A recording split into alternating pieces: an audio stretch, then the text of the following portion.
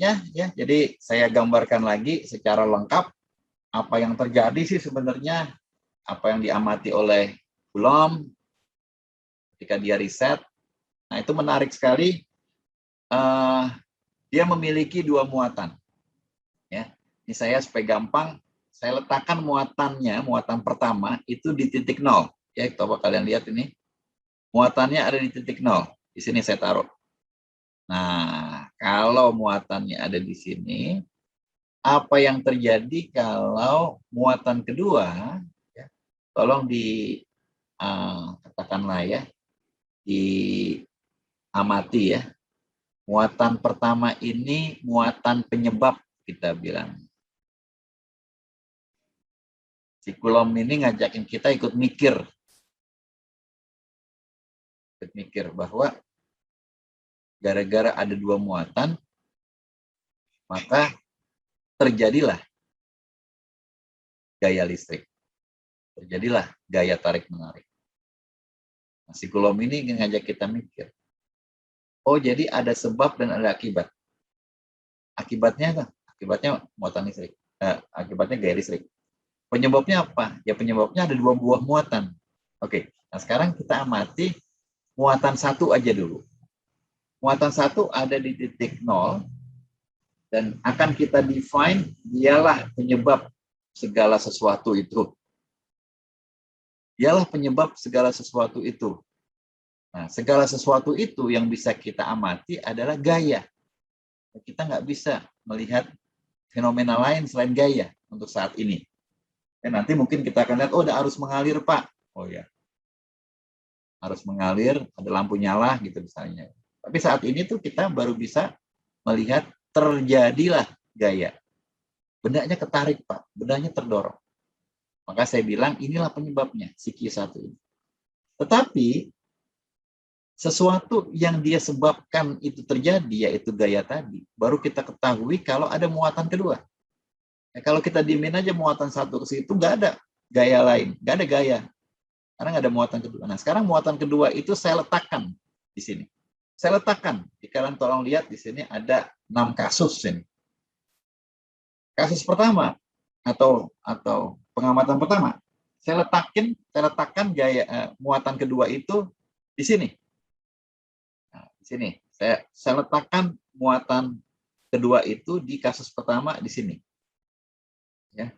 Nah, tadi istilahnya itu muat ya, katakanlah P1 lah ya. Poin 1 di titik 1 atau position 1. Ternyata kalau menurut teori yang Coulomb kembangkan, model yang Coulomb kembangkan, maka akan terjadi gaya ke sana. Ya, ini dengan asumsi sama-sama positif ya. Maka akan terbentuk gaya ke sana. Radial. Nah, ini istilah penting. Jadi makanya kita pakai nanti di sini koordinat bola. Koordinat bola. Jangan kartesius. Kartesius nyusahin di sini. Tapi kalau cuma kasus-kasus kecil aja boleh Pak Kartesius. Kalau secara global bola. Kalau secara kasus kecil Kartesius. Nah, ini gambarannya bola nih karena semuanya radial. Muatan penyebab ada di sini. Gara-gara saya letakkan muatan kedua di titik P1, maka akan terbentuk gaya ke sana. Kok bisa ke sana? Karena titik-titiknya akan saya ginikan ke sana.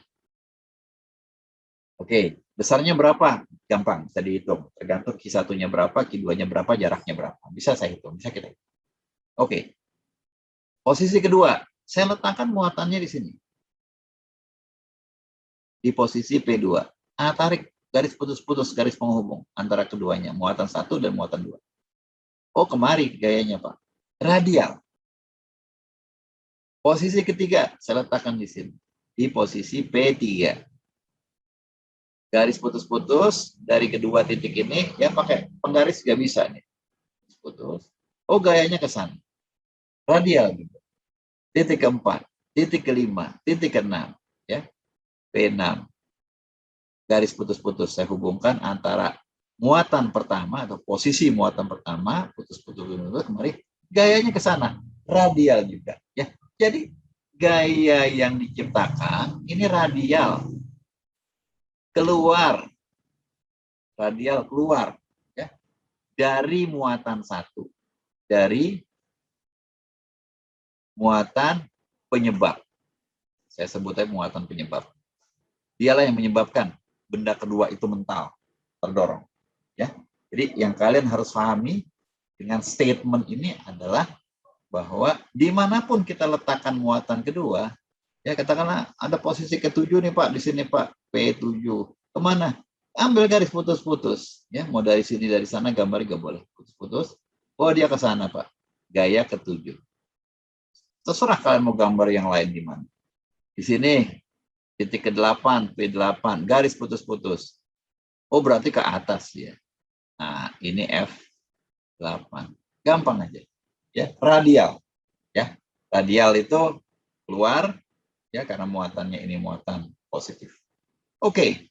Nah, dari sini saya akan memperkenalkan ke para mahasiswa bahwa semua ini rumusnya itu sama. Mau gayanya, mau titiknya ada di P1, P2, P3, P4, itu rumusnya sama. Pasti ada 1 dibagi 4 di nolnya, pasti ada muatan pertamanya, pasti ada muatan keduanya, pasti dibagi jarak kuadratnya. Ya.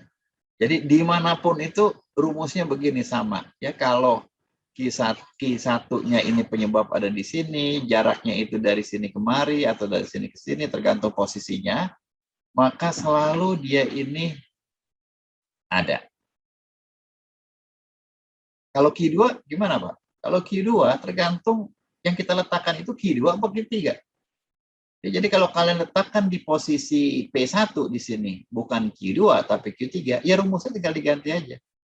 1/4 Pi epsilon 0 Q1 dibagi R kuadrat kali Q2 Q3. Kalau mau ganti sama Q5, ganti Q5. Ganti Q-nya, ganti Q-nya. Ya. Jadi dia ini, muatan yang dikenai gaya, itu tergantung pada apa yang saya lukis, yang saya lingkari di depan ini. Ya, inilah besaran yang sangat penting, yang nanti akan kalian nemani kalian ketika selalu kalau kalian belajar elektro, selalu kalau kalian belajar wireless, ya, selalu kalau kalian belajar sensor, ada besaran yang kita namakan medan listrik. Ya. Jadi inilah besaran penting didefinisikan. Siapa yang mendefinisikan? Orang berikutnya. Ya, bukan Coulomb. Coulomb udah capek dia ketika menyelesaikan itu, udah luar biasa lah ya. Sudah pantas jadi pahlawan fisika, dia pahlawan elektro. Tapi orang lain yang amati bahwa ada suatu besaran baru yang mana Q2 ini sebenarnya korbannya. Gara-gara kita taruh di situ Q2, maka terjadilah F2. Kalau kita taruh Q3, jadi F3. Tetapi F dibagi muatan itu suatu yang konstan. Ya. Yaitu isinya 1/4 Pi epsilon 0 dikalikan muatan penyebab dibagi R kuadrat. Ya. Ini kita di sini cuma bilang gaya persatuan muatan. Kita bilangnya gaya dibagi muatan. Gaya per muatan. Tapi belakangan dia kita kasih nama lain. Kita kasih nama medan listrik belakangan. Ya, ini definisi. Jadi waktu itu orang mendefinisikan begitu. Bahwa kalau ke sebuah tempat kalian letakkan sebuah muatan, entah muatannya apapun, mau Q1, mau Q2, atau mau Q aja namanya, maka akan terbentuk medan listrik. Maka akan terbentuk medan listrik seperti di gambar ini. Saya meletakkan sebuah muatan Q. Ya supaya gampang ya, supaya gampang muatannya saya taruh di titik 0 aja biar gampang. Nanti saya geser ini. Dia tidak boleh hanya di titik 0, tapi biar gampang. Maka kelihatan akan keluar radial begitu. Itu digambarkan mudah sekali dengan AR vektor. Ini artinya radial. Jadi benda yang namanya muatan ini dan muatan yang primitif, yaitu muatan yang diam di situ. Jangan kemana-mana, diam di situ. Maka di sekitar dia di ruangan tempat dia berada, ya, katakanlah di ruangan itu ruangan kosong, cuma ada si muatan ini aja, maka akan terbentuk sebuah medan listrik dengan besar ini. Gara-gara kita taruh. Coba kalian bayangkan di sebuah ruangan yang kosong, nggak ada apa-apanya, nggak ada tembok, ya, nggak ada dinding, nggak ada atap, nggak ada lantai. Kita taruh api unggun ke sana. Maka si api unggun itu menyebabkan adanya medan panas di ruangan tersebut. Gara-gara api unggun itu. Nah, itu bisa kelihatan, api unggunnya kelihatan.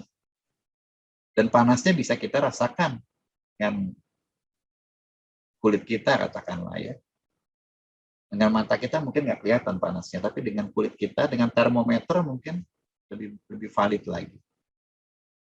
Nah, kalau di sini bukan api unggun, tetapi muatan Q. Saya taruh di titik 0, dia akan menyebabkan medan listrik dengan rumus ini. Ya. Jadi rumus ini tuh bilang gampang aja kok, ini konstanta nih. Ya, sekali lagi ya, kalian kalau mau hitung gampang, hitung cepat, kalau mau lebih hati-hati bisa dihitung. Kalau enggak, kira-kira ini 9 kali 10 pangkat 9. Ya, satuannya itu tadi F per M. Supaya gampang. Ini konstanta. Kalau di udara segini, kalau di air beda lagi. Kalau di air lebih kecil. Kalau di dalam kayu, wah itu keren itu, nanti kalian bisa bahas pengeringan kayu. Apalagi pengeringan gabah, ya, pengeringan macam-macam itu di industri.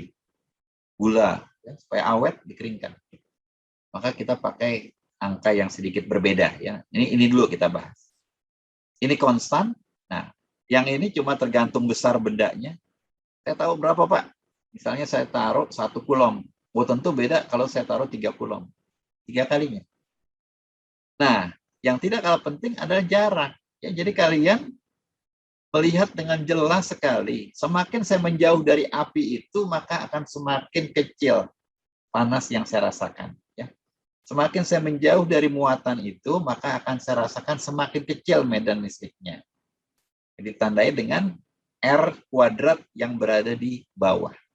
Jadi makin kecil, makin besar jaraknya, makin menjauh saya dari sumber itu, maka makin kecil.